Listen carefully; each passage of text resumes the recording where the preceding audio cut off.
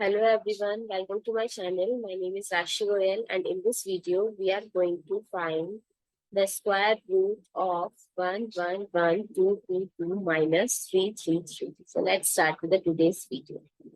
So I can take this term inside without using the square root. So 111,222 minus 333. So I can break it as 111, 000 plus 222 minus 333, or I can solve the last two terms together. So I get minus 111. So if I take 111 as common, so what is left? 1000 minus 1.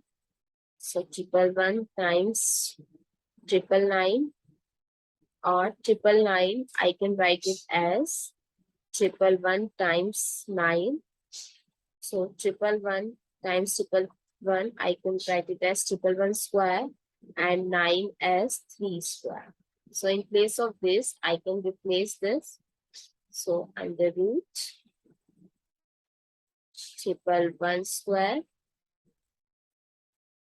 times 3 square. I can write it as 111 square times square root of 3 square. This square removes the square root in both the cases. So what is left? 111 times 3, that is 333. I hope it's clear. Thank you so much for watching this video. If you find it useful, please give us a thumbs up and don't forget to subscribe to my channel. Thank you.